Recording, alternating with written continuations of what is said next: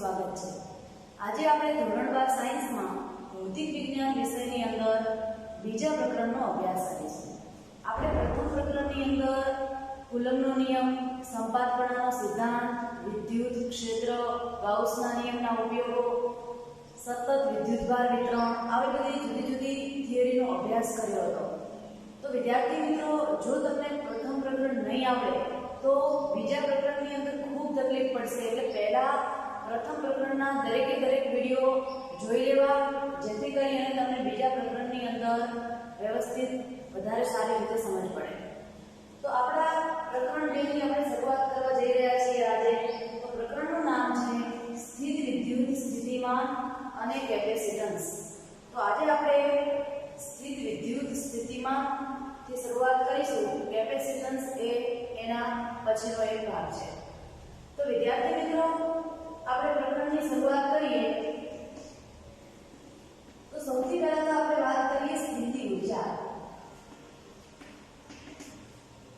તમે સ્થિતિ ઊર્જા વિશે અગાઉના ધોરણોમાં ભણીને આવ્યા છો કે પદાર્થના સ્થાન કે તેની સંરચનાના કારણે તેની સાથે જે સંકળાયેલી ઊર્જા જે છે એને આપણે સ્થિતિ ઊર્જા કહીએ છીએ, બરાબર? આ તમે 9મા ધોરણથી ભણતા આવ્યા છો। 11 સાયન્સમાં પણ આપણે સ્થિતિ ઊર્જા વિશે 6થા અને 8મા પ્રકરણની અંદર થોડો ઘણો અભ્યાસ કર્યો હતો। તો આપણે એ સ્થિતિ ઊર્જાની અહીંયા વાત કરીએ તો હું તમને એક ઉદાહરણ દ્વારા સમજાવું। માની લો કે તમારી જોડે એક પદાર્થ છે। આ પદાર્થનું નામ આપી દઈએ આપણે A। તો પદાર્થ A એ અત્યારે માની લો કે સ્થાન 1 ઉપર રહેલો છે। પદાર્થ A એ માની લો કે હાલ સ્થાન 1 ઉપર રહેલો છે અને એને જો સ્પ્રિંગ લટકાવવામાં આવે અને સ્પ્રિંગ વડે ખેંચી અને માની લો કે આપણે પદાર્થને અહીં સુધી લાવીએ છીએ, જેને આપણે કહીએ સ્થાન। તો વિદ્યાર્થી મિત્રો, તમે આકૃતિની અંદર જોઈ શકો છો કે આપણે સ્થાન 1 ઉપર રહેલા પદાર્થ A ને ખેંચી અને સ્થાન 2 ઉપર લાવ્યો છે। કોના વડે? સ્પ્રિંગ વડે। તો સ્પ્રિંગ વડે ખેંચી અને આપણે પદાર્થને સ્થાન 1 થી સ્થાન 2 સુધી લાવ્યો છે। તો સ્થાન 1 થી સ્થાન 2 સુધી પદાર્થને લાવવા માટે આપણે બાહ્ય બળ લગાવવું પડ્યું, બહારથી કોઈ બળ લગાવવાની જરૂર પડી અને એ બળ એ આપણે સ્પ્રિંગ બળના વિરુદ્ધમાં જઈને લગાવ્યું છે। વિદ્યાર્થી મિત્રો, ખાસ ધ્યાન રાખજો કે અહીં આપણે જે સ્પ્રિંગ બળ છે એની વિરુદ્ધ દિશામાં, સ્પ્રિંગ બળ ઉપરની તરફ લાગી રહ્યું છે તો આપણે એની વિરુદ્ધ દિશામાં ખેંચી અને નીચે તરફ પદાર્થને સ્થાન 1 થી સ્થાન 2 સુધી બાહ્ય બળ લગાવીને લાવ્યો છે। તો અહીં જે આપણે પદાર્થને સ્થાન 1 થી સ્થાન 2 ઉપર જે બાહ્ય બળ લગાવીને કાર્ય કરાવ્યું છે એ કાર્ય પદાર્થ જ્યારે સ્થાન 2 ઉપર આવે છે ત્યારે એની અંદર સ્થિતિ ઊર્જા સ્વરૂપે સંગ્રહમાં આવે છે, જેને આપણે એની સ્થિતિ ઊર્જા કહી શકીએ। બરાબર ધ્યાન રાખજો કે જ્યારે પદાર્થ કોઈ એક બિંદુથી બીજા બિંદુ સુધી લઈ જવા માટે, જ્યારે આપણે કોઈ પદાર્થને એક બિંદુથી બીજા બિંદુ સુધી લઈ જવા માટે બાહ્ય બળ વડે જે કાર્ય કરાવીએ છીએ એ કાર્ય તે બિંદુ આગળ પદાર્થમાં સ્થિતિ ઊર્જા સ્વરૂપે સંગ્રહ પામે છે। તો વિદ્યાર્થી મિત્રો, હવે હું આગળ વાત કરું કે જ્યારે પદાર્થને સ્થાન 2 ઉપર લાવી અને આપણે છોડી મૂકીશું, આપણે ખેંચીને પદાર્થને સ્થાન 1 થી સ્થાન 2 ઉપર લાવી દીધો અને પછી સ્થાન 2 ઉપર છોડી દીધો તો શું થશે? તો પદાર્થ ફરીથી પાછો પોતાના સ્થાન 1 ઉપર જતો રહેશે ગતિ કરીને। કેમ? તો જેવું આપણે પદાર્થને છોડ્યો એવું સ્પ્રિંગ બળ એટલો ખેંચીને લાવ્યો તો સ્પ્રિંગ બળની વિરુદ્ધમાં આપણે બાહ્ય બળ લગાવ્યું હતું, એટલા માટે ફરી પાછો એ સ્થાન 1 ઉપર જતો રહેશે। તો હવે શું થશે? તો જ્યારે આપણે પદાર્થને સ્થાન 2 ઉપર લાવ્યો હતો ત્યારે બાહ્ય બળ દ્વારા કાર્ય કરાવ્યું હતું એ કાર્ય સ્થાનની આગળ પદાર્થની અંદર સ્થિતિ ઊર્જા સ્વરૂપે સંગ્રહ પામ્યું. હવે જ્યારે આપણે પદાર્થને છોડી દીધો ત્યારે શું થયું? તો એ સ્થિતિ ઊર્જાનું ગતિ ઊર્જાની અંદર રૂપાંતરણ થયું. એટલે પદાર્થ ફરીથી ગતિમાં આવી અને પોતાના મૂળ સ્થાને પાછો જતો રહ્યો. એટલે કે અહીં સ્થિતિ ઊર્જાનું ગતિ ઊર્જામાં રૂપાંતરણ થયું. અને કેટલી ગતિ ઊર્જા પદાર્થને પ્રાપ્ત થઈ હશે? તો જેટલી સ્થિતિ ઊર્જા એની અંદર સંગ્રહ પામી હશે એટલી જ ગતિ ઊર્જા એને પ્રાપ્ત થઈ હશે. કેમ એવું વિદ્યાર્થી મિત્રો? તો આ સ્થિતિની અંદર સ્થિતિ ઊર્જા અને ગતિ ઊર્જાનો સરવાળો અચળ રહે એવી રીતે સ્થિતિ ઊર્જાનું ગતિ ઊર્જાની અંદર રૂપાંતરણ થાય છે. તો વિદ્યાર્થી મિત્રો અહીં આપણે આ રીતે પદાર્થની કોઈ દળ ધરાવતા પદાર્થની સ્થિતિ ઊર્જાની વાત કરી શકીએ. તો અહીં આપણે કયા બળની વિરુદ્ધમાં કાર્ય કર્યું? સ્પ્રિંગ બળની વિરુદ્ધમાં કાર્ય કર્યું. સ્થિતિ ઊર્જા અને ગતિ ઊર્જાનો સરવાળો કેવો રહ્યો? અચળ. એટલે કે શું થયું? ઊર્જાનું સંરક્ષણ થયું. તો આપણું જે સ્પ્રિંગ બળ હતું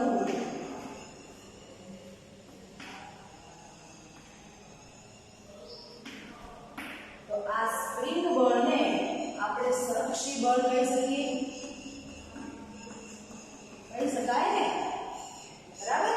તો અહીં કુલ ઊર્જાનું સંરક્ષણ થયું. સ્થિતિ ઊર્જા અને ગતિ ઊર્જાનો સરવાળો અચળ રહ્યો. માટે આપણે સ્પ્રિંગ બળને સંરક્ષી બળ કહી શકીએ. આવું ને આવું આપણે ગુરુત્વ બળ વિશે પણ વાત કરી શકીએ. માટે ગુરુત્વ બળ પણ સંરક્ષી બળ કહી શકાય. તો આ સ્પ્રિંગ બળ અને ગુરુત્વ બળ બંને શાના ઉદાહરણો છે? તો સંરક્ષી બળના ઉદાહરણો છે એવું કહી શકાય. તો વિદ્યાર્થી મિત્રો હવે આપણે ગુરુત્વ બળ અને કુલંબ બળની વાત કરીએ. તમે પહેલા પ્રકરણની અંદર ભણી ગયા. ગુરુત્વ બળ તો આપણે અગાઉના ધોરણમાં 11મા ધોરણમાં ભણી ગયા છે. ગુરુત્વ બળ Fg બરાબર કેપિટલ G m1 m2 ભાગ્યા r નો વર્ગ. બરાબર. આવું આપણે ભણી ગયા. અને કુલંબ બળ જેને આપણે વિદ્યુત બળ પણ કહીએ છીએ. બરાબર. તો એ વિદ્યુત બળ નું સમીકરણ આપણે પહેલા પ્રકરણની અંદર ભણી ગયા. Fe બરાબર k q1 q2 ભાગ્યા r નો વર્ગ. તો અહીંયા જો વિદ્યાર્થી મિત્રો ગુરુત્વ બળ અને વિદ્યુત બળ એટલે કે કુલંબ બળ બંનેમાં ઘણી બધી સામ્યતા રહેલી છે. બંને બળો અંતરના વર્ગના વ્યસ્ત પ્રમાણમાં છે. કહી શકાય ને? ગુરુત્વ બળ પણ અંતરના વર્ગના વ્યસ્ત પ્રમાણમાં છે. કુલંબ બળ પણ અંતરના વર્ગના વ્યસ્ત પ્રમાણમાં છે. ગુરુત્વ બળ એ શું છે? તો m1 અને m2 એટલે કે બે દળ ધરાવતા પદાર્થો વચ્ચે લાગતું બળ. કુલંબ બળ શું છે? તો q1 અને q2 બે વીજભારો વચ્ચે લાગતું બળ. પરંતુ બંનેના અચળાંક કેવા છે? જુદા જુદા. બરાબર. અચળાંક બંનેના જુદા જુદા છે પરંતુ બીજી એમાં ઘણી બધી સામ્યતા રહેલી છે. તો વિદ્યાર્થી મિત્રો જેવી રીતે આપણે કહીએ છીએ કે ગુરુત્વ બળ એ સંરક્ષી બળ છે. બરાબર. ઊર્જાનું સંરક્ષણ થાય છે.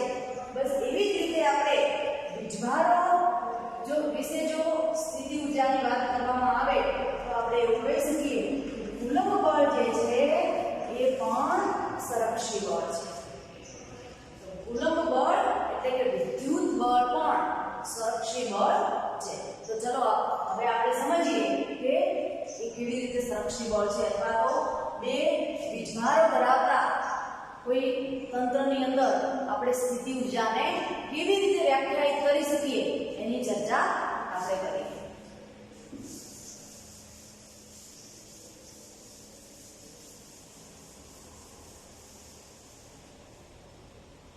તો વિદ્યાર્થી મિત્રો સૌથી પહેલા તો આપણે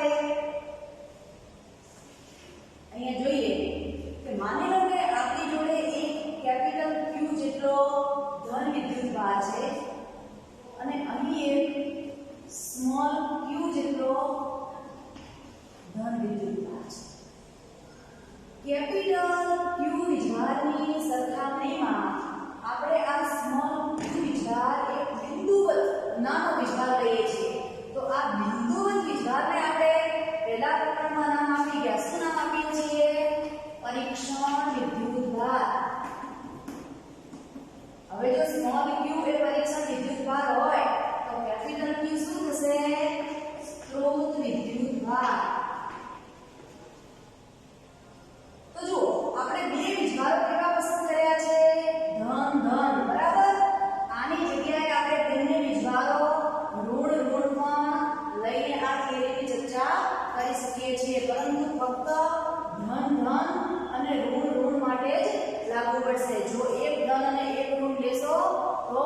બદલાઈ જશે વાર્તા.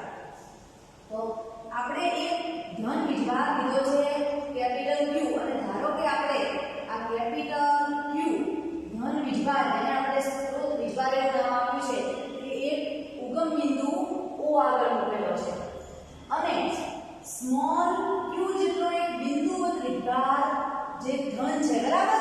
તો ધન બિંદુવત વિજભાર જેને આપણે પરીક્ષણ વિદ્યુતભાર કહીએ છીએ, એ માની લો કે કોઈ આ બિંદુ આગળ મૂકેલો છે, અને હવે આપણે આ વિજભારને પ્લસ q વિજભારને આ બિંદુથી p બિંદુ સુધી ગતિ કરાવીને લાવો છે. બરાબર સમજો વિદ્યાર્થી મિત્રો. આપણે આ પ્લસ સ્મોલ q વિજભાર જે લીધો છે એને આ બિંદુથી p બિંદુ સુધી ગતિ કરાવીને લાવવો છે. તો હવે વિદ્યાર્થી મિત્રો આપણે પહેલા પ્રકરણની અંદર ભણી ગયા. શું ભણ્યા? હંમેશા બે સજાતીય વિજભારો વચ્ચે અપાકર્ષણ બળ લાગે. આપણે ધન વિજભારો લીધા છે બંને, ધન ધન. તો આ પ્લસ કેપિટલ Q વિજભારના કારણે એની આજુબાજુ એક વિદ્યુત ક્ષેત્ર ઉદ્ભવશે. તો પ્લસ કેપિટલ Q જે વિજભાર લીધો છે એ આ સ્મોલ q વિજભારને પોતાનાથી દૂર કરવાનો પ્રયત્ન કરશે. કુલંબ બળ, બરાબર, વિદ્યુત બળ. તો ધન ધન બંને વિજભારો વચ્ચે લાગે અપાકર્ષણ બળ. અપાકર્ષણ બળ લાગે તો શું કરે? ધન પ્લસ કેપિટલ Q વિજભાર સ્મોલ q વિજભારને દૂર કરવાનો પ્રયત્ન કરે. હવે જુઓ વિદ્યાર્થી મિત્રો, આપણે એની વિરુદ્ધમાં એટલે કે વિદ્યુત બળની વિરુદ્ધની અંદર આપણે જઈ અને આ બિંદુથી p બિંદુ સુધી સ્મોલ q વિજભારને લાવવો છે. એની જાતે તો આવશે નહીં. કેમ નહીં આવે? તો પ્લસ કેપિટલ Q થી સ્મોલ q વિજભાર તરફ એક વિદ્યુત બળ લાગી રહ્યો છે, અને એની વિરુદ્ધમાં આપણે બધા વિજભારને લાવવો છે. તો આપણે કોઈ બાહ્ય બળ લગાવવું પડશે. તો ધારો કે કોઈ બાહ્ય બળ હેઠળ કદાચ સ્મોલ q વિજભાર આ બિંદુથી p બિંદુ સુધી આવે છે, તો એને કેટલું કાર્ય કર્યું કહેવાય? તો જેટલું કાર્ય કેપિટલ Q વિજભાર દ્વારા વિદ્યુત બળ જે લાગે છે એના દ્વારા જે કાર્ય થયું હશે એના કરતા ઋણ કાર્ય જે આપણે આ બિંદુથી p બિંદુ સુધી વિજભારને લાવવા માટે કરવું પડશે એવું કહી શકાય. મૂલ્ય બંનેનું સરખું હશે, પણ કેવું કાર્ય થશે? ઋણ થશે. હવે વિદ્યાર્થી મિત્રો, આપણે સ્થિતિ ઊર્જાની વાત કરીએ કે જ્યારે આપણે કોઈ બાહ્ય બળ હેઠળ આ બિંદુથી p બિંદુ સુધી પ્લસ સ્મોલ q વિજભારને ગતિ કરાવીને લાવીએ છીએ, ત્યારે શું થાય છે? તો p બિંદુ આગળ પદાર્થ આવે એટલે એની અંદર આપણે જે બાહ્ય બળ લગાવી અને પદાર્થને લાવ્યો છે એના દ્વારા કયું કાર્ય થયું? તો એ કાર્ય p બિંદુ આગળ આ સ્મોલ q વિજભારની અંદર સ્થિતિ ઊર્જા રૂપે સંગ્રહ પામ્યો હશે. તો આપણે અહીં વિદ્યાર્થી મિત્રો કેવું હોય કે આ બિંદુથી p બિંદુ સુધી સ્મોલ q વિજભારને લાવવા માટે કરેલું કાર્ય WRP, બરાબર. આ બિંદુથી p બિંદુ સુધી સ્મોલ q વિજભારને લાવવા માટે આપણે બાહ્ય બળ વડે કરેલું કાર્ય WRP કેટલું હશે? તો સંકલન R થી P. કેમ સંકલન લીધું છે આપણે? તો આપણે આ બિંદુથી p બિંદુ સુધી વિજભારને ડાયરેક્ટ ખેંચી નથી લાવી દેવાનું. ધ્યાન રાખજો, આ બિંદુથી p બિંદુ સુધી વિજભાર આપણે ડાયરેક્ટ લાવી નથી દેવાનો. બહુ ધીમે ધીમે લાવવાનો છે. ઇન્ફિનિટિવ ગતિની જરૂર પડે એટલો ધીમે ધીમે લાવવાનો છે. કેમ? તો અહીં પ્રવેગ શૂન્ય થાય, પ્રવેગ 0 થાય એવી અચળ ઝડપથી ગતિ કરાવી અને આપણે આ બિંદુથી p બિંદુ સુધી વિજભારને લાવવાનો છે. માટે આપણે કોઈ સૂક્ષ્મ બદલાનું સ્થાનાંતર અંદર ધરાવવાનો છે, બરાબર.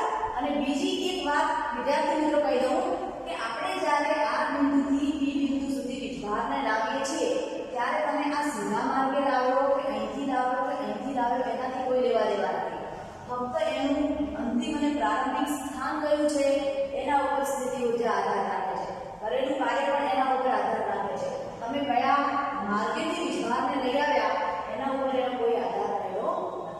તો આપણે લખીએ WRP બરાબર સંકલન R થી P સુધી વીજભારને લાવવાનો છે. તો કેટલું કાર્ય થશે વિદ્યાર્થી મિત્રો? external dot dr જેટલું કહી શકાય ને કે આપણે જેટલું બાહ્ય બળ લગાવ્યું હશે એટલું કાર્ય થશે.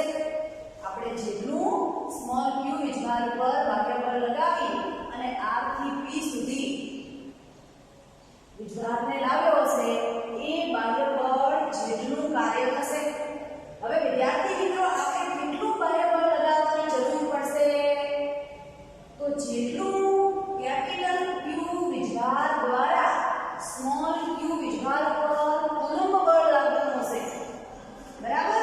એ કુલંબ બળ જેટલું કેપિટલ Q વીજભાર દ્વારા સ્મોલ q વીજભાર ઉપર કુલંબ બળ લાગતું હશે એ કુલંબ બળ જેટલું જ આપણે બાહ્ય બળ લગાવવાની જરૂર પડશે, પણ ઋણ, બરાબર. ઋણ મૂલ્યનું એટલું જ આપણે બાહ્ય બળ લગાવવાની જરૂર પડશે. તો આપણે એ કહી શકીએ આપણું F એક્સટર્નલ કેટલું હશે? તો -F E જેટલું, એટલે કે આપણું બાહ્ય બળ એ કુલંબ બળના જેટલું જ પરંતુ એના ઋણ મૂલ્ય જેટલું હશે. તો ચલો આપણે F એક્સટર્નલ ની જગ્યાએ આ સમીકરણની અંદર કિંમત મૂકીએ તો આવું લખી શકાય WRP બરાબર સંકલન R થી P minus FE dot dr. આપણને કરેલા કાર્યનું સમીકરણ મળશે. હવે આપણે હમણાં જ વિદ્યાર્થી મિત્રો વાત કરી દળના ઉદાહરણની અંદર, તો એ જ આપણે વાત વીજભારની અંદર પણ કરી શકીએ કે જો આપણે આ બિંદુથી P બિંદુ સુધી વીજભારને બાહ્ય બળ લગાવીને લાવ્યો છે તો વીજભારે કઈ કાર્ય કર્યું એ P બિંદુ આગળ કરેલું કાર્ય એ વીજભારની અંદર સ્થિતિ ઊર્જાના રૂપમાં સંગ્રહ પામશે. તો અહીંથી આપણને સ્થિતિ ઊર્જાનો તફાવત મળે.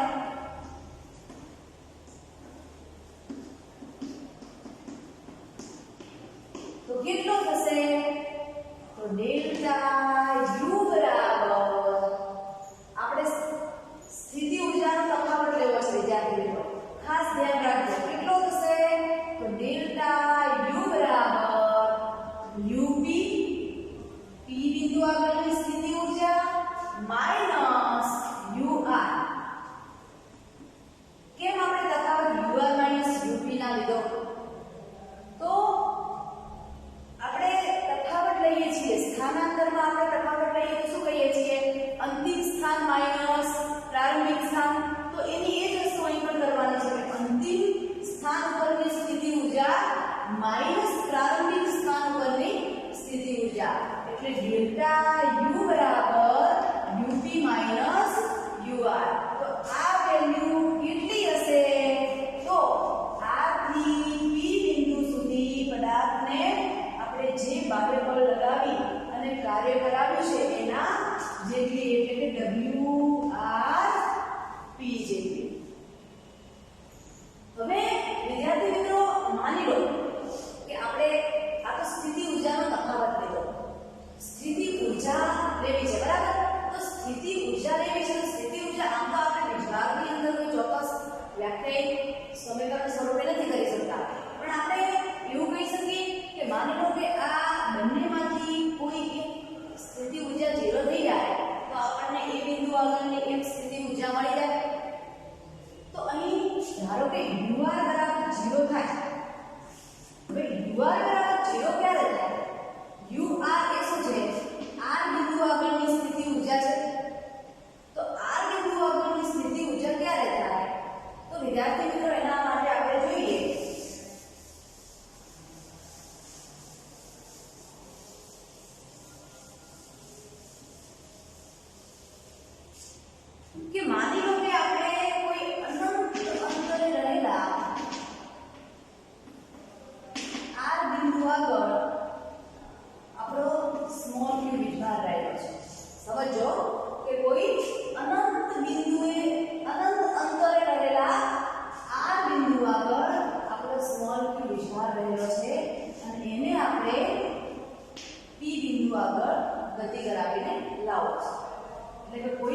બાહ્ય બળ લગાવી અને R થી P સુધી પદાર્થને આપણે લાવવો છે, વીજભારને લાવવો છે.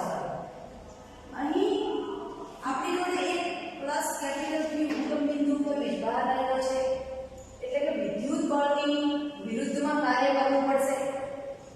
તો આપણે એવું સ્વીકારી લઈએ કે અનંત અંતરે રહેલા R બિંદુ આગળ વીજભારની સ્થિતિ ઊર્જા 0 હશે.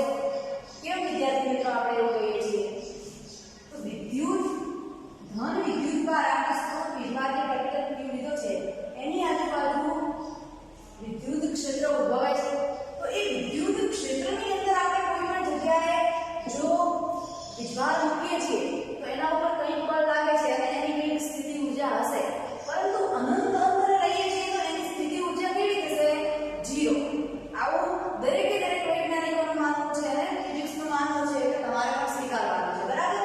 કે અનંત અંતરે બરાબર u ઇન્ફિનિટી આપણે અનંત અંતરે રહેલા R બિંદુ આગળ પ્લસ સ્મોલ q વીજભારને રાખીએ તો એ અનંત અંતરે સ્થિતિ ઊર્જા કેટલી થશે?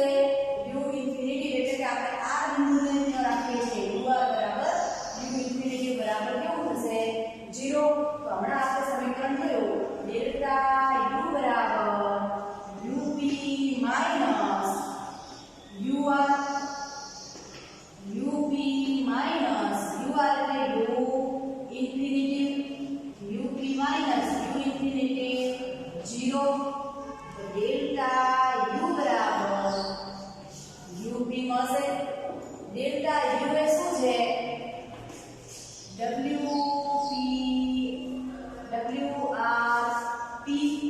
બરાબર. R થી P બિંદુ સુધી વીજભારને લાવવા માટે બાહ્ય બળ જે આપણે લગાવીએ છીએ એના દ્વારા વીજભારે કરેલું કાર્ય WRP કેટલું હશે? ડેલ્ટા U જેટલું. ડેલ્ટા U એટલે કેટલું આવ્યું? UP. હવે સમજાય છે વિદ્યાર્થી મિત્રો? કઈ P બિંદુ આગળ જે સ્થિતિ ઊર્જા સંગ્રહ પામી છે એ કેટલી છે? તો R થી P બિંદુ સુધી આપણે વીજભારને બાહ્ય બળ દ્વારા જે કંઈ કાર્ય કર્યું એ કાર્ય જેટલી. એટલે કે આપણે જે સ્પ્રિંગ બળના ઉદાહરણમાં સ્થિતિ ઊર્જાને વ્યાખ્યાયિત કરી હતી એ જ વાત આપણે અહીં પણ કરી છે કે જ્યારે કોઈ વીજભારને પદાર્થ માટે જે વાત કરી હતી એની એ જ વસ્તુ અહીં વીજભાર માટે છે કે જ્યારે કોઈ વીજભારને અનંત અંતરેથી કોઈ બિંદુએ લાવવામાં આવે છે ત્યારે વીજભારે કરેલું કાર્ય એ તે બિંદુ આગળ વીજભારની સ્થિતિ ઊર્જા જેટલું હોય છે. એટલે કે આપણે એવું કહી શકીએ કે આ પ્લસ સ્મોલ q વીજભારે R બિંદુથી P બિંદુ આગળ બાહ્ય બળ દ્વારા કેટલું કાર્ય કર્યું હશે? તો P બિંદુ આગળ એની જેટલી સ્થિતિ ઊર્જા હશે એટલું કાર્ય કર્યું હશે એવું આપણે કહી શકીએ. તો વિદ્યાર્થી મિત્રો અહીં આપણે જે વાત કરી છે એ સ્થિતિ ઊર્જાની વાત.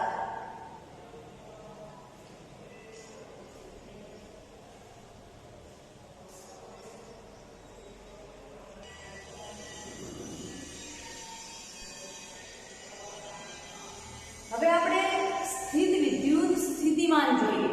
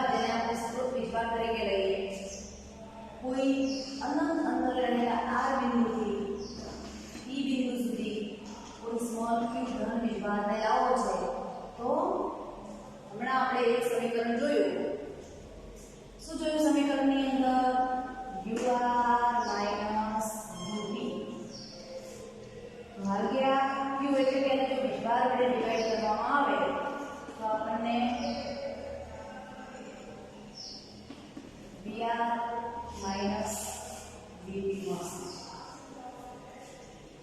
VR માઈનસ VP શું છે વિદ્યાર્થી મિત્રો? VR એટલે કે VP માઈનસ VR અને UP માઈનસ UR. તો વિદ્યાર્થી મિત્રો VP એટલે શું? P બિંદુ આગળનું વિદ્યુત સ્થિતિમાન. VR એટલે શું? R બિંદુ આગળનું વિદ્યુત સ્થિતિમાન. એટલે કે P બિંદુ આગળનું વિદ્યુત સ્થિતિમાન અને R બિંદુ આગળનું વિદ્યુત સ્થિતિમાનનો આપણે શું લીધો છે? તફાવત અંતિમ માઈનસ પ્રારંભિક. એટલે કે આપણા વીજભારના વિદ્યુત સ્થિતિમાનનો તફાવત કેટલો હશે? તો VP માઈનસ VR બરાબર UP માઈનસ VR ભાગ્યા Q. એટલે કે આપણે એવું કહી શકીએ કે જ્યારે કોઈ R બિંદુથી P બિંદુ આગળ વીજભારને ગતિ કરાવવામાં આવે છે ત્યારે જો UP માઈનસ UR ભાગ્યા Q લખ્યું છે આપણે. એટલે કે એ સ્થિતિ ઊર્જાના તફાવતને વીજભાર વડે ભાગવામાં આવે. એનો મતલબ એ છે કે આપણે એવું કહી શકીએ કે એકમ ધન વિદ્યુત ભારને કોઈ એકમ ધન વિદ્યુત ભારને R થી P બિંદુ સુધી લાવવામાં આવે ત્યારે બાહ્ય બળ દ્વારા વીજભારે કરેલું કાર્ય એ કેટલું હશે? તો વિદ્યુત સ્થિતિમાનના તફાવત જેટલું. કારણ કે R થી P બિંદુ સુધી પદાર્થને R થી P વીજભારને R થી P બિંદુ સુધી આપણે બાહ્ય બળ હેઠળ ગતિ કરાવીને લાવીએ છીએ ત્યારે એને કરેલું કાર્ય આપણે આવું કહી શકીએ ને કે WRP ભાગ્યા Q જે કેટલું હશે? તો વિદ્યુત સ્થિતિમાનના તફાવત જેટલું. વિદ્યુત સ્થિતિમાન VP માઈનસ VR. વિદ્યુત સ્થિતિમાનનો SI એકમ આપણે કેવો હોય? તો વિદ્યાર્થી મિત્રો આપણે સૂત્ર ઉપરથી કહી શકીએ બરાબર ને? UP માઈનસ UR ઉર્જાનો એકમ થશે જૂલ અથવા તો કાર્ય બરાબર. કાર્યનો એકમ જૂલ પ્રતિ ભાગ્યા વીજભાર એટલે કુલમ. તો SI એકમ વિદ્યુત સ્થિતિમાનનો થશે જૂલ પ્રતિ કુલમ. જો પારિમાણિક સૂત્ર લખવું હશે તો પારિમાણિક સૂત્ર પણ એકમ ઉપરથી આપણે લખી શકીએ. કેટલું થશે પારિમાણિક સૂત્ર? M1 L2 T -2 બરાબર. ઊર્જાનું પારિમાણિક સૂત્ર છે જૂલ જે એકમ આપણે લખ્યો છે, અથવા તો કાર્યનું પારિમાણિક સૂત્ર Q - 1 બરાબર ભાગ્યા વીજભાર એટલે કે Q - 1. તો M1 L2 T -2 Q - 1 એ વિદ્યુત સ્થિતિમાનના તફાવતનું પારિમાણિક સૂત્ર થશે અને જૂલ પ્રતિ કુલમ એનો SI એકમ થશે. સમીકરણ થશે VP માઈનસ VR બરાબર UP માઈનસ UR ભાગ્યા Q. એટલે કે WRP ભાગ્યા Q. આપણે વ્યાખ્યાયિત કરવું હોય તો શું કહી શકાય? કોઈ એકમ ધન વિદ્યુત ભારને કોઈ એક બિંદુએથી બીજા બિંદુ સુધી લઈ જવા માટે બાહ્ય બળ દ્વારા જે કંઈ કાર્ય કરાવવામાં આવે છે એ કાર્યને તે બિંદુ આગળનું વિદ્યુત સ્થિતિમાનનો તફાવત કહે છે. તો આજે બસ આપણે આપણા સુધી જ રાખીએ. આવતા વિડિયો લેક્ચરની અંદર આપણે કોઈ બિંદુવત વિદ્યુત વીજભાર આગળ વિદ્યુત સ્થિતિમાનની વાત કરીશું બરાબર. આભાર.